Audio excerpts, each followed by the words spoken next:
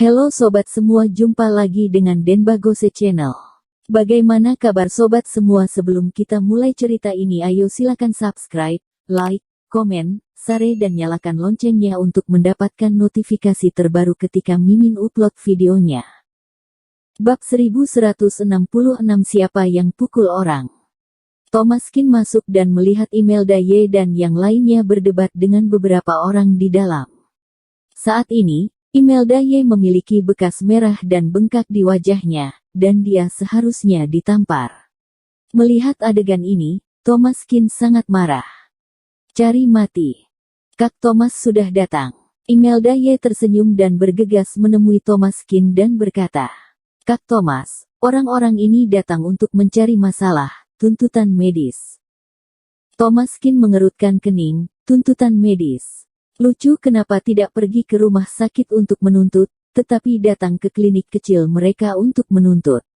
Ada beberapa pria dan wanita berdiri di depan mereka, mengenakan pakaian rami dan berkabung, dan ada seseorang yang terbaring di tandu di lantai, ditutupi dengan kain putih. Pemandangan ini benar-benar menakutkan. Thomaskin memandang ke arah kerumunan dan berkata dengan dingin, siapa yang memukul orang? Seorang pria paruh baya mendengus dingin, apakah kamu seorang kurator? Klinik medis kamu membunuh ayah aku. Jika kamu tidak memberi aku penjelasan hari ini, jangan pernah harap untuk membuka klinik medis kamu. Saat ini, banyak penonton juga yang paham apa masalahnya. Ternyata ada yang tidak beres dengan pengobatan di klinik medis. Nyatanya, jarang sekali terjadi kecelakaan di ruang pengobatan tabib, karena pada umumnya hanya sedikit orang yang datang ke klinik kecil tersebut untuk penyakit mendadak atau berat, dan kebanyakan dari mereka pergi ke rumah sakit. Apakah itu rumah sakit tabib atau rumah sakit barat, lebih otoritatif daripada klinik kecil ini.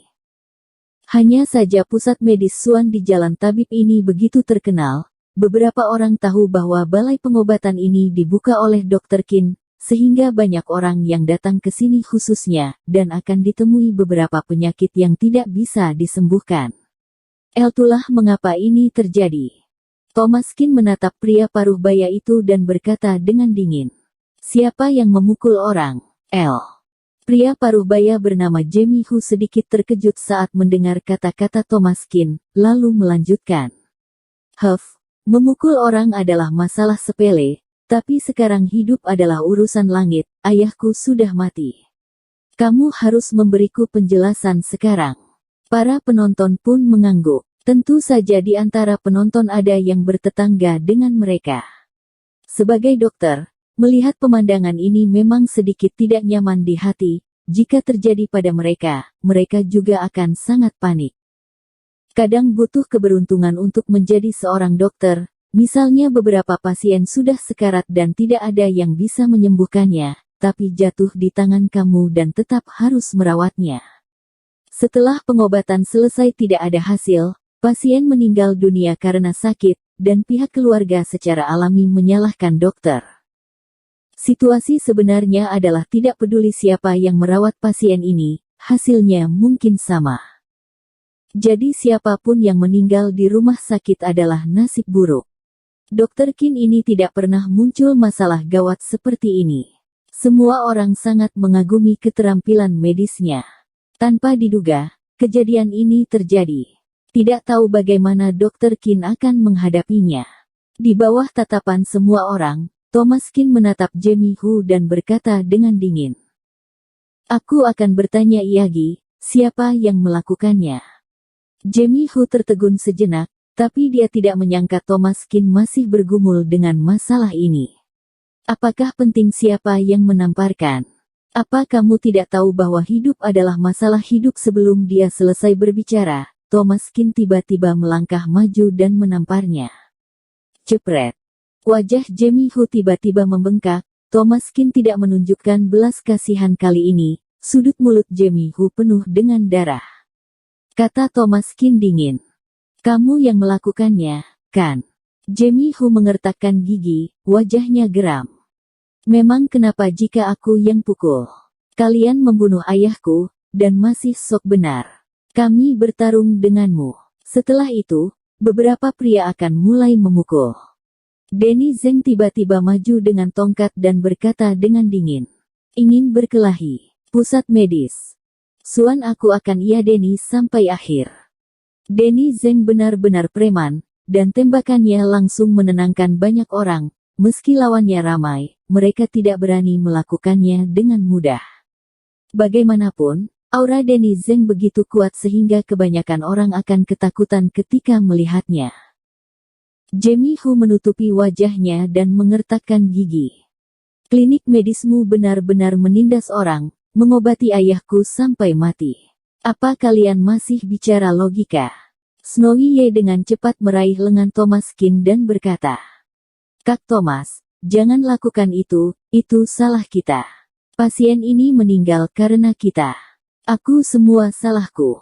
Meskipun Snowy Ye dipukuli, tidak ada keluhan, dia merasa tamparan di wajahnya itu normal, dan itu semua salahnya. Thomas Kin mengerutkan kening, menghentikan pemukulan dan bertanya. Apa yang terjadi dengan pasien? Snowy Ye berbisik. Di pagi hari, Jamie Hu membawa ayahnya ke klinik, mengatakan bahwa dia tiba-tiba pingsan setelah bermain mahjong, dan meminta Snowy Ye untuk segera menyelamatkannya. Saat itu, Noel Kong belum juga datang, dan Snowy Ye sedang bertugas di klinik. Pasien telah dikirim ke kamar pasien dan terpaksa diselamatkan. Dia buru-buru menggunakan cara konvensional untuk menyelamatkannya. Dalam keadaan darurat, akupuntur, pijat buta, bahkan alat pacu jantung pengobatan barat digunakan. Snowy Ye juga menguasai pengobatan China dan barat, meskipun dia tidak memiliki kualifikasi akademis, dia tidak kalah dengan tingkat dokter kepala di rumah sakit. Setelah beberapa kali upaya penyelamatan, pasien itu masih hidup, jadi Snowy Ye meresepkan obat, karena seluruh tubuh pasien tercium bau alkohol. Seharusnya dia minum arak, jadi dia memasak semangkuk tonik Garut Asia Timur. Tonik Garut Asia Timur ini adalah obat yang bagus, dapat meredakan gejala minum arak dan tidak memiliki efek samping, obat yang sangat baik. Setelah meminumnya, pasiennya lebih baik. Snowy Ye menyuruh Jamie Hu untuk mencari klinik pengobatan barat di sebelah dan menggantungkan sebotol glukosa untuk mencegah dehidrasi. Ini akan lebih baik setelah beberapa saat. Jamie Hu juga merasa sangat senang saat itu, dia memberikan uangnya dan membawanya langsung ke rumah sakit sebelah. Setelah 5 menit berlalu, lelaki tua itu tiba-tiba kehilangan ciri vitalnya. Mati.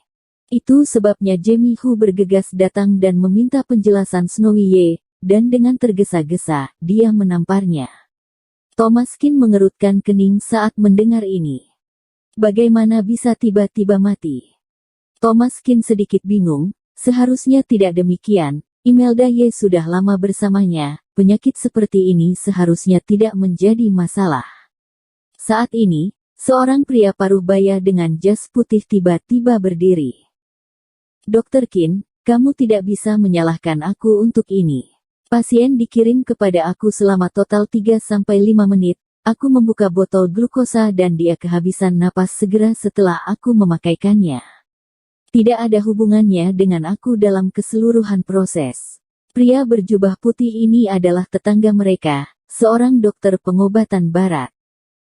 Memang, seluruh proses ini seharusnya tidak ada hubungannya dengan dia, meskipun dia meninggal di klinik medis mereka, itu bukan salahnya. Jamie Hu, seorang anggota keluarga, juga melihatnya dengan mata kepala sendiri. Hanya 1 glukosa yang diresepkan dan tidak ada yang dilakukan.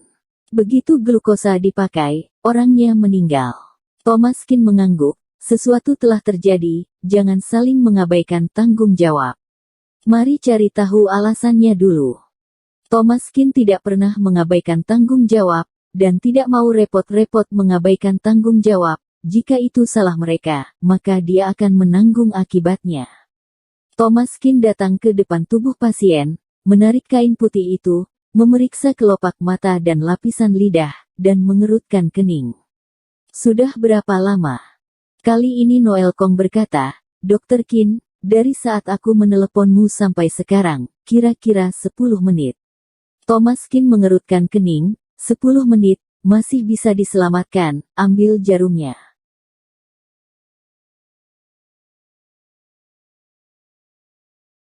Bersambung. Terima kasih kepada kalian yang telah menonton video ini. Jangan lupa tekan tombol subscribe-nya dan nyalakan notifikasinya untuk mendapatkan video-video seru lainnya dari channel Denbagose.